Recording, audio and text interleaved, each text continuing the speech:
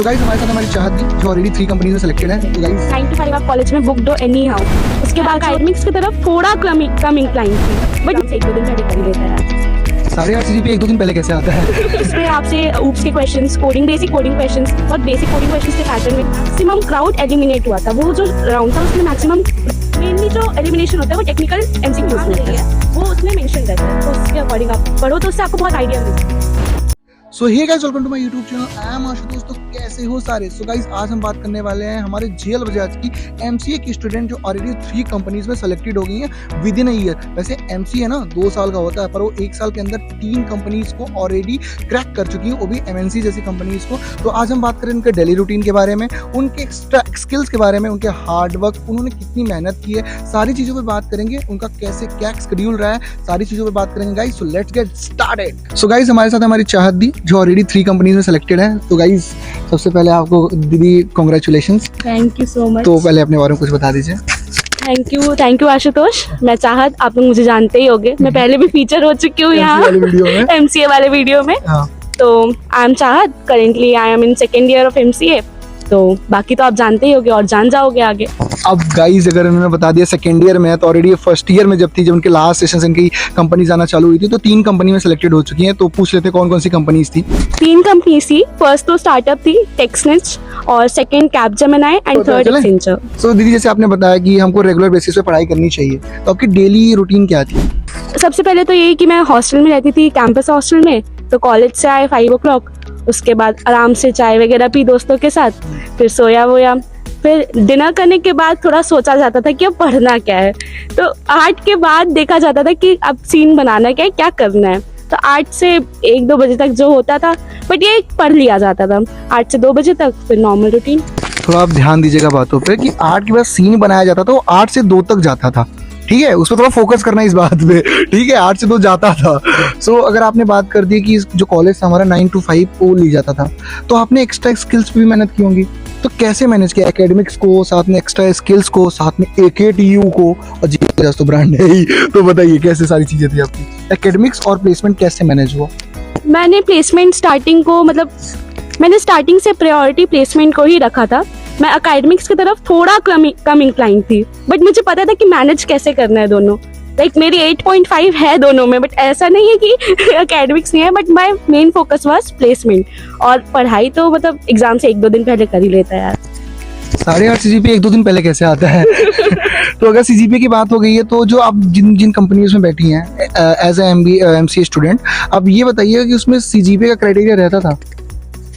हाँ, रहता तो था। 7.5 से ऊपर मेंटेन करके रखना, it will be beneficial. Specially MCA में तो करके रखना, इट इज इजी, हो जाती है चीजें, बट पढ़ो। देखा, पढ़ो। ऐसे नहीं होता है। तो दीदी सबसे पहले एक बड़ा ये बताइए कि जो कंपनीज थी उनके पास शॉर्ट टर्म में बताइए, तीनों कंपनीज थी, उनके शॉर्ट टर्म में आप ये बता दो क्या क्या राउंड्स हुए, कैसे क्या करना होता है, वो सारी चीजें पे एक बार बता दीजिए। मेरे फर्स्ट कंपनी जो क्रैक हुई थी वो टेक्सनिच हुई थी। वो अराउंड सितंबर में आई थी।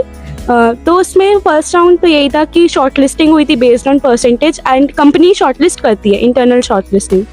उसके बाद हमारे 2 राउंड्स हुए थे, जिसमें आपसे ऊप्स के questions, coding basic coding questions, बहुत बेसिक कोडिंग क्वेश्चंस थे, पैटर्न वगैरह ये सब था।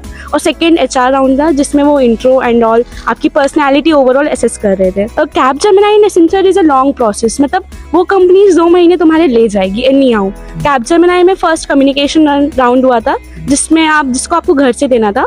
उसके बाद सेकेंड राउंड हुआ था सूडो कोड वाला राउंड, टेक्निकल राउंड।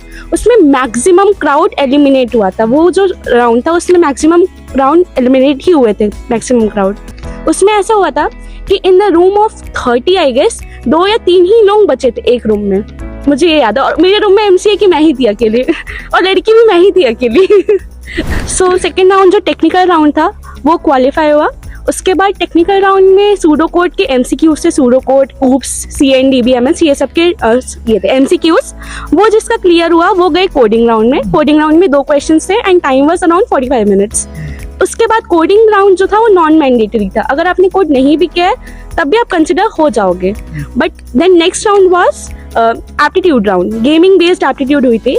उसका परफॉर्मेंस मैटर करता है, बिकॉज बहुत बच्चे थे जो गेमिंग राउंड के कारण एलिमिनेट हुए थे। उसके बाद नेक्स्ट राउंड हुआ था इंटरव्यू, वर्चुअल इंटरव्यू हुआ था, that was in the room. वो क्लियर हो जाएगा, वो बहुत बेसिक इंटरव्यू जाता है, उसमें आपका कम्युनिकेशन चेक होता है बेसिकली, और ऊप्स के कंसेप्ट पूछे थे, ऊप्स का इम्प्लीमेंटेशन कराया था कोड का, सीक्वल के क्वेश्चंस थे, मतलब वो निकल जाता है इजीली। मेनली जो एलिमिनेशन होता है वो टेक्निकल एमसीक्यूज में होता है। वैसे जैसे आपने एक चीज़ मेंशन किया है इसमें कि आप सिर्फ 3 लोग बचे थे, जिसमें आप एज ए एमबीए स्टूडेंट आप ही थे और एज ए लड़की भी आप ही थे, तो मेन फोकस तो यही होगा ना कि आपने ऐसा क्या किया था जो सिर्फ आप ही थे वहाँ पे, बाकी इतने लोग भाई शॉर्टलिस्ट हो गए कैसे? देखो सबसे पहले तो हमें बेसिक्स क्लियर रखना, और जो भी कंपनी आप टारगेट कर रहे हो उसका पैटर्न पहले से ही प्रिपेयर रखना कि हाँ तुम सर्च करो, गूगल में जाओ, देखो, ग्लासडोर में जाओ, एंड बहुत सारी प्रेप इंस्टा हो गई है, इंटरव्यू बिट हो गए, बहुत सारी ऐसी वेबसाइट्स हैं जहाँ पे आपको कंटेंट, इनफ कंटेंट मिलेगा, मोर देन इनफ। वहाँ से आप प्रिपेयर कर लो, वहाँ से आपका एप्टी हो जाएगा। और टेक्निकल राउंड्स के लिए आप यूट्यूब में वीडियोस देख लो, और हमारे यहाँ एक ट्रेनर्स है, इतने अच्छे अच्छे ट्रेनर्स है like Horesh sir and other teachers, जो आपको ओवरऑल ट्रेन करते हैं। लाइक सॉफ्ट स्किल्स के लिए आपको ट्रेनर्स मिलेंगे जो आपकी पर्सनालिटी इनहेंस करेंगे, and technical round, technical classes होती हैं जहाँ पे आपको बेसिक्स से पूरा कवर कराएगा, वो बहुत बेनिफिशियल होती है। लाइक उसमें आपको पूरे बेसिक्स कवर करा देंगे, ऊप्स और सूडो कोड, सारे ये सब क्लियर हो जाएगा। उसके बाद स्पेशल बूट कैंप्स भी लगे हमारे सेमेस्टर के बाद, जिसमें हम बहुत रोते थे क्योंकि हमको घर जाने नहीं मिलता था, मतलब रो रो की क्लासेस अटेंड किए वो बूट कैंप की, बहुत, बस फिर ये सब किया। उससे जैसे आपने जीएल बजाज के बारे में काफ़ी कुछ चीज़ें बताई कि वहाँ टेक्निकल क्लासेस होती थी, मेरे साथ भी हो रही है, एफडी क्लासेस होती थी, तो जीएल बजाज का रोल कितना बड़ा था आपके प्लेसमेंट में? कॉलेज ने क्या रोल प्ले किया? पहली बात तो कंपनी जीएल बजाज लेके आया, बट ये आपको ट्रेनर्स जितना भी सिखाते हैं आपको सेल्फ स्टडी करनी ही पड़ेगी, तो मैंने सेल्फ स्टडी को ज़्यादा प्रायोरिटाइज किया था as compare to technical classes. Play कर रहा है। सो जो अभी जो बच्चे फर्स्ट ईयर में हैं आपके एमसीए में ऑलरेडी, या जो आने वाले हैं जीएल बजाज में, लाइक हम लोग भी अब फाइनली अब कंपनीज में बैठना चालू करेंगे, तो हम लोग को सबसे पहले किन किन चीज़ों पर ध्यान देना चाहिए? मीन्स कौन सी गलती है जो नहीं करनी चाहिए और कौन सी चीज़ों पर ज़्यादा फोकस करना चाहिए? सबसे पहले तो जो कंपनी है उसका जेडी पढ़ लेना। JD is like job description, जब आपके पास मेल आएगा उसमें जेडी अटैच होता है, उसमें आपको सारी जो रिक्वायर्ड स्किल्स चाहिए कंपनी को, उसका सीटीसी एंड ऑल इन्फॉर्मेशन जो कंपनी मांग रही है वो उसमें मेंशन रहता है, तो उसके अकॉर्डिंग आप पढ़ो, तो उससे आपको बहुत आइडिया मिल जाता है। आपके पास ऐसे कौन कौन सी स्किल्स थी उसके बारे में बता दीजिए, कौन कौन सी स्किल्स स्टार्टिंग से लोगों को फॉलो करनी चाहिए? लाइक एमसीए की बात कर रहा हूँ मैं पर्टिकुलरली, कि फर्स्ट ईयर में आती है उनको क्या क्या स्किल्स सीखना चालू करना चाहिए, आपके पास कौन कौन सी स्किल्स थी? तो बेसिकली सबसे पहले तो एक प्रोग्रामिंग लैंग्वेज है जो आप आके यहाँ सीखना चालू कर ही दो, क्योंकि मैंने स्क्रैच से चालू किया था यहाँ पे, तो मैंने जावा पकड़ी थी, मैंने जावा किया। आप जावा, सी प्लस प्लस, पाइथन, जो चाहे वो कर सकते हैं। तो अभी तो जैसे आप तो सेलेक्टेड हो यार 3 कंपनीज, तो आपके पेरेंट्स का रिएक्शन क्या था जब फर्स्ट टाइम आपने बताया होगा यार सेलेक्टेड हो गया, उससे मुझे बड़ा अच्छा लग रहा है, पर बताइए कैसा होगा, पेरेंट्स का रिएक्शन क्या था? पेरेंट्स का रिएक्शन अच्छा ही था। एक्चुअली मेरी जो फर्स्ट कंपनी क्रैक हुई थी वो मेरे दिवाली के घर जाने से एक दिन पहले हुई थी, तो वो मोमेंट था भाई कि मतलब मैं जब घर जा रही थी तो आई वाज प्लेस लाइक कि हाँ मैं प्लेस्ड हूँ, तो अब प्लेस होके ही घर जा रहे हैं। तो गाइस यही मैं और मेरा दोस्त है, हम दोनों भी यही वेट कर रहे हैं बाकी देखते हैं। सो दीदी ऐसे देखो आप तो फर्स्ट ईयर में यार प्लेस्ड हो, दीपावली के पहले भी हो, तो एक बात बताना कि बहुत सारे लोग डिस्ट्रैक्टेड होते हैं, जैसे मैं भी हूँ, इंस्टाग्राम है, स्नैपचैट है और काफ़ी चीज़ें और भी हैं कॉलेज में, तो क्या उससे आप थोड़ा प्रभावित थी या वो चीज़ें करनी चाहिए या नहीं करनी चाहिए, कैसे वो मैनेजमेंट था उस पर थोड़ा सा एक्सप्लेन कर दो थोड़ा। यार आप अगर एमसीए करने आए हो तो आप इतने बड़े और इतने मैच्योर हो कि आपको पता है कि क्या करना है। आपकी बीटेक वाले कर सकते हो बीटेक वाली फुल बकचोदी करो, एमसीए भी हमने तो की है भाई, पर मैनेज कर लो दोनों चीजें, प्रायोरिटी सेट रखो यार, इतने बड़े हो आप समझ तो गए होगे। बाकी और देखिए बहुत बड़ा इंपॉर्टेंट क्वेश्चन होता है कि जब भाई प्लेसमेंट तैयारी हो रही थी, 2 साल का प्रेशर होता है, 2 साल के अंदर, तो अब 1 साल के अंदर ही कंपनी आनी हो जाती है आप पे, तो क्या क्या डिफिकल्टीज आई आपको स्पेशली, जो आपको ऐसा लगता है कि आपने उसको ईजिली टेक ओवर कर लिया, किस तरीके से किया वो पहले से ही?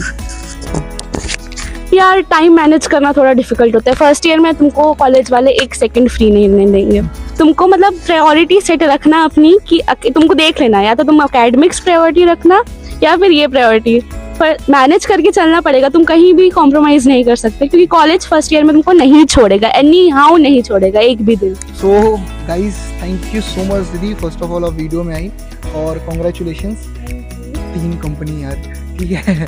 सो कॉन्ग्रेचुलेशन दीदी, थैंक्स फॉर आप यहाँ पे आए, वीडियो में आए। एक बार फिर से जो हमारे फर्स्ट ईयर के बच्चे आ रहे हैं, एक छोटा सा एडवाइस और दे दीजिए उनके लिए कि हाँ क्या करते रहें और आराम से आएँ, चिल मारें, कि शेड्यूल बना के आए, क्या चीज़ें एक बार खुद बता दीजिए। यार कॉलेज लाइफ है, एंजॉय करना, क्योंकि नेक्स्ट अगले बार टाइम नहीं मिलेगा, पर पढ़ भी लेना और एंजॉय भी करना। वो 8 से 2 वाला आपको याद होगा। Thank you guys, thank you so much, thank you दीदी, thank you so much. So guys thanks for watching the video, hopefully आपको वीडियो अच्छा लगा होगा। उसके पहले मैं बता देता हूँ कि उन्होंने सारी चीज़ें देखो इनडायरेक्ट और डायरेक्ट दोनों में बता दी थी कि वो एंजॉय करती थी, एकेडमिक्स को फॉलो करती थी, पर 8 to 2 जो उनका टाइम होता था उसमें वो पढ़ाई करती थी। देखो यार जितना मेरा एक्सपीरियंस है बीटेक स्टूडेंट, देखो पढ़ना तो पड़ता है, पर हमारे पास देखो 4 साल होता है, पर एमसीए लोग के पास जो होता है उनके पास 2 साल होता है। जो फर्स्ट ईयर का लास्ट सेमेस्टर होता है, जहाँ तक मुझे लगता है सेकंड सेमेस्टर से कंपनी आना चालू हो जाती है। तो यार देखो पढ़ाई करनी होगी, क्योंकि आप लोग एमसीए में आए हो तो आपको पढ़ाई करनी होती है। उनको ऑलरेडी उन्होंने बता दिया कितने सारे राउंड्स होते हैं। उन्होंने एक और बात बोली थी, आपने फोकस किया होगा कि सारे क्लासेस में सिर्फ वो 3 बच्चे बचे थे, जिसमें से एक वही थी जो एमसीए की स्टूडेंट बची हुई थी। तो गाइस देखो पढ़ना पड़ता है, सारी चीज़ें करनी होती है, अपनी स्किल्स की स्टार्टिंग से मेहनत करना होता है, सारी चीज़ें अगर आप यहाँ पे बेसिकली प्लेसमेंट लेने आए हो तो। सो गाइस अगर होपफुली आपको वीडियो अच्छा लगा हो तो लाइक करना है यार, कमेंट करना है, and please don't forget for subscribe.